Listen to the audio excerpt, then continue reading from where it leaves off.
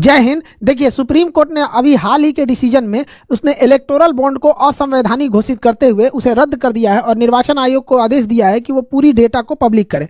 अब ये electoral bond क्या होता है इसको समझते हैं। देखिए, भारत दुनिया का सबसे बड़ा लोकतंत्र है जनसंख्या के हिसाब से, और हम लोग लोकतंत्र की जननी है। बिहार के लिच्छवी गणराज्य में सबसे पहले लोकतंत्र की स्थापना हुई थी। अब लोकतंत्र में होता है जनता की चुनी हुई सरकार आती है जो हर 5 सालों पर वोट देती है, लेकिन इस वोट को जीतने के लिए अलग अलग पार्टियों में होड़ लगी रहती है चुनाव को लेकर। अब इस चुनाव में बहुत ज्यादा खर्च होते हैं और ये खर्च कई तरह से होते हैं। एक जो फ्रंट से दिखते हैं, जैसे हेलीकॉप्टर हो गया, रैली हो गई, तंबू, टेंट, समियाना, पता नहीं क्या क्या, लाइट बत्ती, ये सब लगाया जाता है, खाना पीना सब खिलाया जाता है। कुछ ऐसे भी खर्च होते हैं जैसे डिजिटल खर्च होते हैं, अखबार में ऐड देना, बड़े बड़े होर्डिंग्स लगाना, पर्चियां बांटना, मोबाइल पे मैसेजेज करना, गाड़ियों वगैरह से अनाउंसमेंट करना। इसके अलावे अंडर द टेबल भी बहुत लोग पैसे खिलाते हैं। कभी कहीं मुर्गा चावल चलता है, कहीं कुछ शराब वराब पी के लोग, मतलब पैसा शराब बांट के भी लोग वोट मांग लेते हैं। तो कई तरह के ऐसे खर्च होते हैं यहाँ पे। तो ये तो इलीगल खर्च है, लेकिन इन खर्चों को जो सरकार दिखाती है कि हमने ये खर्च किए, इस खर्चे के लिए राजनीतिक पार्टी कोई बिजनेस तो करती नहीं, कोई ड्यूटी तो करती नहीं है। तो उन्हें क्या होता है, फंड की जरूरत होता है, चुनाव की जरूरत होती है। तो राजनीतिक पार्टियों को चंदा दिया जाता है। यहाँ यह चंदा हर देशों में चलता है, जब तक कि ये एक रूल रेगुलेशन के अंडर में रहे तब तक ही चलता है। कोई आदमी है जिससे लगता है उसकी विचारधारा की पार्टी है, उसे पैसा दे देता है। किसी के पास ज्यादा है, किसी का कम, अपने हिसाब से फंड देते हैं और इसी फंड के हिसाब से वो अपने डेली के खर्च को निभाते करते हैं। जैसे देखते हैं किसी एक पार्टी वाला हेलीकॉप्टर से जाता होगा तो पार्टी फंड से ही सारे पैसे जाते होंगे। कोई चार्टर्ड प्लेन से जा रहा है, ये सारे पैसे पार्टी फंड से जाते हैं। तो पार्टी के पास फंड ज्यादा रहता है। अब इसमें क्या होता था कि फंड में एक समस्या ये होती थी कि अगर कोई किसी को फंड देता था तो उसमें ब्लैक मनी बहुत ज्यादा होता है। जैसे किसी के पास टैक्स का पैसा है, टैक्स नहीं दिया है, अब वो कैश ले जाके कहीं पे पार्टी में दे देता था। तो उसमें क्या होता था कि वो कैश का बहुत ट्रांजेक्शन ज्यादा होने लगा। तो इसी को देखते हुए 2018 में इलेक्टोरल बॉन्ड लाया गया। इस इलेक्टोरल बॉन्ड के माध्यम से एसबीआई इलेक्टोरल बॉन्ड को जारी करती है। कोई भी व्यक्ति एसबीआई के कुछ फिक्स शाखाओं में जाके, ब्रांचेज में जाके इलेक्टोरल बॉन्ड खरीद सकता है। ये जो रसीद दिख रही है यही इलेक्टोरल बॉन्ड है। इस इलेक्टोरल बॉन्ड पे कुछ भी नहीं लिखा रहेगा कि कौन खरीदा है, किस पार्टी को देगा। जिसके पास ये आ गया, ये चलता फिरता डिमांड ड्राफ्ट की तरह है। यहाँ पर जैसे मोबाइल का रिचार्ज होता है ना, जो खुरुच लिया जिसके पास वो नंबर है, रिचार्ज करके निकल जाएगा। उसी तरह से ये भी था, एक तरह का कूपन था। जो खरीद लेगा इसको और राजनीतिक पार्टी को दे दीजिएगा, वो इसको कैश करा लेगा। किसके अकाउंट से आया, किसको गया, किसी को नहीं पता, बट एसबीआई को पता रहता था। यही था इलेक्टोरल बॉन्ड सिस्टम। इसमें इलेक्टोरल बॉन्ड जो थे, इसके यही हो गया आपका इलेक्टोरल बॉन्ड, यही एसबीआई ही जारी कर सकती थी।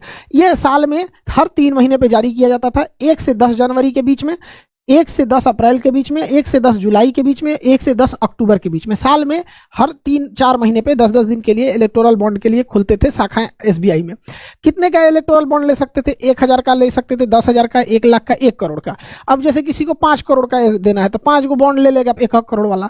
तो इस हिसाब से बॉन्ड ले सकता था। देखिए, 15 दिन के अंदर यह बॉन्ड जब वो खरीदता था तो उसके 15 दिन के अंदर, डेट जो रहता था उसका, 15 दिन के अंदर वो राजनीतिक पार्टी को दे देना होता था और राजनीतिक पार्टी अपनी अकाउंट में इसको कैश करा लेती थी। अगर 15 दिन क्रॉस हो गया तो ये पीएम केयर फंड में चल जाएगा।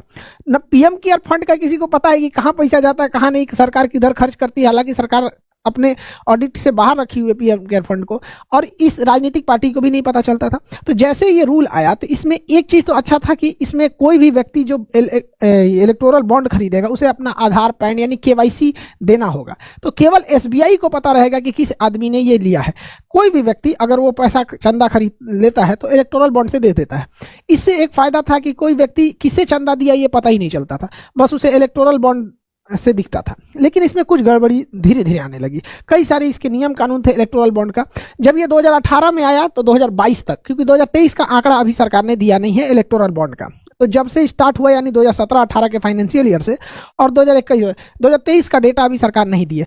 इस दौरान लगभग 9,000 करोड़ का चंदा आया है। ये इंडियन एक्सप्रेस के हिसाब से ये उसका डेटा है, इंडियन एक्सप्रेस का। तो 9,000 करोड़ का जो टोटल फंडिंग आई इलेक्टोरल बॉन्ड से, जिसमें सबसे ज्यादा फंडिंग बीजेपी की आई, अकेले लगभग 5,000 करोड़।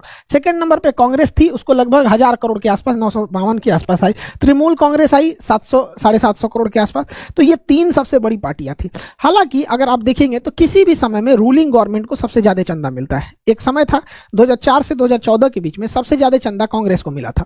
तो कहीं पे भी ये होता है, ये रूल रेगुलेशन, मतलब एक तरह का समझिए ट्रेंड है कि कहीं पे भी फंडिंग जो होती है वो रूलिंग गवर्नमेंट को मिलती है। जैसे अभी के टाइम पे रूलिंग गवर्नमेंट में बीजेपी, इसको चंदा ज्यादा मिला है, एक समय अगर कोई और पार्टी रूलिंग में आएगी तो उसे भी मिलेगा। लेकिन ये इतना पैसा इनके पास 5,000 करोड़, 950 करोड़, 750 करोड़, 650 करोड़, तो इतने पैसे किसने दिया ये कोई नहीं जान सकता था।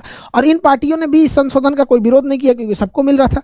लेकिन उर्जित आर पटेल जो आरबीआई के गवर्नर थे, उन्होंने कहा था कि इससे ये एक तरह का समझ जाइए कि इससे ना मनी लॉन्ड्रिंग की समस्या उत्पन्न हो जाएगी। तो ये आरबीआई का कथन था, रिजर्व बैंक ऑफ इंडिया का। यहाँ पे एडीआर एक संगठन है, एसोसिएशन फॉर डेमोक्रेटिक रिफॉर्म, ये चुनाव में किस तरह से पारदर्शिता ला जाए उस पर यह काम करती है। उसने एक केस कर दिया सुप्रीम कोर्ट में कि इसकी गहन जांच हो जाए। वहीं निर्वाचन आयोग का भी कहना था कि इससे पारदर्शिता की कमी हो रही है, जनता को पता ही नहीं चल रहा है कि किस कंपनी ने किसे पैसा दिया। कई बार आरोप लगता है सरकार के ऊपर, हर सरकारों के ऊपर लगता है कि वो किसी एक कंपनी को प्रॉफिट दे रही है। तो कहीं ऐसा तो नहीं है कि उस कंपनी ने ज्यादा चंदा दिया है, 10 रुपया चंदा देके 10,000 का काम करा ले, क्योंकि सरकार अपने जेब से तो कोई काम करती नहीं हो, तो देश का पैसा होता है यहाँ पर। तो इसी के लिए सुप्रीम कोर्ट में एक लंबी बहस चली थी और सुप्रीम कोर्ट में एडीआर यहाँ पे प्रशांत भूषण और कपिल सिब्बल, ये सुप्रीम कोर्ट के बहुत सीनियर जज हैं। अमूमन देखेंगे कि गवर्नमेंट के जो भी केसेस वगैरह होते हैं वहाँ पे काफी मतलब संवैधानिक, मतलब जो कोर्ट में है काफी गवर्नमेंट के क्रिटिक भी रहे हैं ये लोग। तो एक लंबा केस चला यहाँ पर सुप्रीम कोर्ट में और सुप्रीम कोर्ट के सामने दलीलें रखी गई कि आखिर इस इलेक्टोरल बॉन्ड से क्या क्या लॉसेज होते थे। तो देखिए इसमें कुछ खामियां थी जिसे सुप्रीम कोर्ट ने समझा। इलेक्टोरल बॉन्ड में जो कंपनियां पहले क्या थी कि आप चंदा तभी दे सकते हैं, आपका जितना प्रॉफिट है उसके 7.5% से ज्यादा आप चंदा नहीं दे सकते हैं। और हकीकत भी है कि भैया 7.5% कोई भी अपने प्रॉफिट का एक राजनीतिक पार्टी को चंदा दे दे, इससे ज्यादा क्यों देगा। लेकिन इसमें कह दिया गया नहीं, आपको जितना मन है वो दे देना है। तो एक ये गड़बड़ थी कि भैया इतना का चंदा देंगे आप। दूसरा कि रेवेन्यू मतलब होता है कि टोटल आपने कितना सेल कर दिया, वो आपका प्रॉफिट नहीं होता है। रेवेन्यू जैसे कोई सब्जी वाला 100 रुपया बेचा तो 100 रुपया उसका रेवेन्यू है, 100 रुपया उसका प्रॉफिट नहीं है। तो पहले ये था कि रेवेन्यू का 10% ही आप चंदा दे सकते थे, इसमें कह दिया गया नहीं जितना मन दे दीजिए यहाँ पे। तो यहाँ तक तो समझ में आता है कि भैया हाँ प्रॉफिट में है, रेवेन्यू में है तो चंदा दे रहे हैं। हद तब हो गया जब इलेक्टोरल बॉन्ड के माध्यम से लॉस मेकिंग कंपनी भी चंदा देने लगी। अरे भैया तुम लॉस में हो, तुम क्यों चंदा दे रहे हो। तो बड़ा घचपच होने लगा यहाँ पर। तो गवर्नमेंट इस जब सुप्रीम कोर्ट के सामने ये बात रखी गई तो सुप्रीम कोर्ट ने इसमें बहुत सख्त टिप्पणी किया था यहाँ पर। इसके अलावा एक और चीज था कि पहले भारत में कोई भी विदेश से चंदा नहीं दे सकता था। अब आप कल्पना कीजिए कि चाइना के पास बहुत पैसा है, चाइना अगर किसी भारत के राजनीतिक पार्टी को करोड़ों रुपए दे दे चंदा के रूप में और उसके पसंद की यहां सरकार बन जाए तो वो सरकार भारत की रहेगी, लेकिन वो इशारा चाइना का रहेगा। इसलिए भारत में ये बैन लगाया गया था कि कोई भी विदेश से चंदा नहीं ले सकता है। लेकिन इलेक्टोरल बॉन्ड में एक समस्या थी कि कोई भी विदेश की कंपनी, यहाँ मदर कंपनी है, वो अपनी एक छोटी सी कंपनी इंडिया में डाल देगी, इसे हम लोग सेल कंपनी या डॉटर कंपनी कह देंगे, सब्सिडरी कहिए या सेल कंपनी कहिए। अब ये चाइना से डायरेक्ट चंदा नहीं आ सकता, अब यहां से इस पार्टी में, इस कंपनी में चंदा आएगा और ये कंपनी फिर इंडिया में चंदा दे सकती है अलग अलग राजनीतिक पार्टियों को। ये तो बहुत चिंता का विषय है। इलेक्टोरल बॉन्ड के माध्यम से ये पॉसिबल था। तो ये सारी चीजें को सुप्रीम कोर्ट के समक्ष जब रखा गया तो सुप्रीम कोर्ट ने सरकार से पूछा। सुप्रीम कोर्ट के 5 संवैधानिक जजों की पीठ ने पूछा था। देखिए सुप्रीम कोर्ट का रूल है, जब भी कोई संवैधानिक मामला जाएगा जिसमें संविधान में बनाए गए संसद द्वारा पारित किसी विधेयक को बदलना हो या कोई संविधान में चेंजिंग करना हो तो उसे संवैधानिक पीठ कहते हैं। इसमें कम से कम 5 जज होने चाहिए। ज्यादा से ज्यादा आप 3400 जज को बैठा दीजिए, उससे बहस नहीं, लेकिन कम से कम 5 जज होना चाहिए। आप देखिएगा बाबरी मस्जिद, राम जन्मभूमि पे भी 5 जज थे यहाँ पे, तो कम से कम 5 जज होने चाहिए। गोलकनाथ में तो 9 जज मामले थे और वही अगर केशवानंद भारती देखेंगे तो अब तक का सबसे बड़ा बेंच था, उसमें 13 जज मिलकर फैसला सुना रहे थे। तो यहाँ 5 जजों की खंडपीठ थी और 5 जजों की संवैधानिक पीठ को लीड कर रहे थे खुद भारत के मुख्य न्यायाधीश डीवाई चंद्रचूड़ नियुक्त कर रहे थे। तो उन्होंने सरकार से पूछा कि आपकी क्या मजबूरी है, इससे तो कोई करप्शन कम नहीं हो रहा है। तो इन्होंने कहा कि ठीक है, इससे करप्शन ये है कि कम हो रहा है कि कैश का लेन देन नहीं हो रहा है। तो सुप्रीम कोर्ट ने कहा कि करप्शन को दूर करने के और भी रास्ते हैं, आखिर जनता को क्यों नहीं दिया जाएगा इसकी जानकारी। तो सरकार के 2 मुख्य दलील थे। हालांकि इस इलेक्टोरल बॉन्ड को जब अरुण जेटली वित्त मंत्री हुआ करते थे तब लाए थे। सरकार का एक दलील जायज था, एक दलील पर सुप्रीम कोर्ट ने नाराजगी बताई।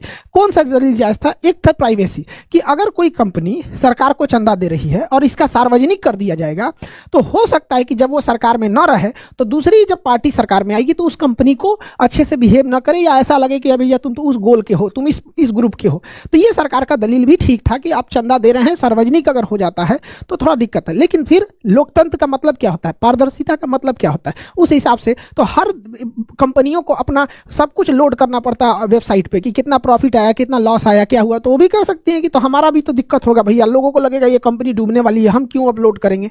तो होता है ना ये चीज़ों को। कोई कंपनी घाटे में गई कैसे आपको पता चला, क्योंकि उसने नेट पे अपलोड किया एमसीए के साइट पे। तो सरकार का भी कहना था कि इसको लोड करना होगा यहाँ पर। दूसरा, सरकार ने जो दलील दी थी कि जनता की जो राइट टू इंफॉर्मेशन का अधिकार है, जानने का अधिकार है, वो सीमित है, हर मामला जनता क्यों जानेगी। तो सरकार ने कहा, सुप्रीम कोर्ट ने कहा कि यह कोई राष्ट्रीय सुरक्षा से जुड़ा मामला नहीं है कि जनता को नहीं बताना है, या कोई कॉपीराइट पेटेंट या कोई वैज्ञानिक उपलब्धि नहीं है कि जनता को ना बताएं क्योंकि ये पूरी तरह फैल जाएगा। ये तो जनता के द्वारा चुनी गई सरकार कहां से पैसे ला रही है उसकी जानकारी है। अतः यह आर्टिकल 19A में जो अभिव्यक्ति की आजादी है, जिसमें राइट टू इंफॉर्मेशन भी छुपा है, उसका उल्लंघन मानते हुए सुप्रीम कोर्ट के 5 जजों ने 5-0 के साथ इस फैसले को निरस्त कर दिया। मतलब इस इलेक्टोरल बॉन्ड को निरस्त कर दिया। यानी पांचों जज ने कहा कि यह असंवैधानिक, अनकॉन्स्टिट्यूशनल है। इलेक्टोरल बॉन्ड, अब कोई भी आदमी इलेक्टोरल बॉन्ड को नहीं खरीद सकता है। इलेक्टोरल बॉन्ड पे प्रतिबंध लगा दिया गया। और सुप्रीम कोर्ट ने कहा एसबीआई को कि तुम्हारा जितना लोग आज तक इलेक्टोरल बॉन्ड खरीदा है तुम्हारे यहां से, ये सबका डाटा तुम निर्वाचन आयोग को सौंपो। सबका डाटा निर्वाचन हो। तो कहा कि अब हम कैसे सौंपेंगे। तो कहा गया देखो, हर इलेक्टोरल बॉन्ड पे कुछ सीरियल नंबर होता है। वो सीरियल नंबर जो इंसान खरीदने गया था, वो अपना केवाईसी का मतलब होता है know your customer, KYC know your customer, अपने कस्टमर को पहचानो। तो पैन आधार तो आपस में लिंक होते हैं। उस हिसाब से आप बताइए, आपको 3 सप्ताह से 4 सप्ताह का समय दिया जाता है। आप इस चीज को डिसीजन लीजिए कि आप सारा डाटा दीजिए। और 13 मार्च तक का समय दे दिया सुप्रीम कोर्ट ने निर्वाचन आयोग को कि आप ये सारा डेटा सार्वजनिक कीजिए। तो 13 मार्च के बाद देखना होगा कि जब ये डेटा सार्वजनिक आएगा तो जो बड़ी बड़ी कंपनियां हैं, कौन कंपनी किसको चंदा दी है, ये पूरे देश को सामने समझ में आ जाएगा। हालांकि लोकतंत्र के लिए ये चीजें जो है, ये किसी पार्टी के पक्ष या विपक्ष की बात नहीं है, यह देश के पक्ष की बात है। क्योंकि देखिए, कोई जरूरी नहीं कि सत्ता में कौन पार्टी है कौन पार्टी नहीं है, हमेशा संविधान और कानून ऊपर होना चाहिए। क्योंकि अटल बिहारी वाजपेयी का भी कहना था कि सत्ता आएंगे, सरकारें आएंगी और सरकारें जाएंगी, लेकिन देश रहना चाहिए। तो यह फैसला किसी पार्टी के पक्ष में नहीं है, ना ही किसी पार्टी के विपक्ष में, बल्कि यह फैसला भारत के पक्ष में है। और सुप्रीम कोर्ट ने यह बहुत बड़ा डिसीजन लिया है। तो आई होप आप इस डिसीजन को समझे होंगे।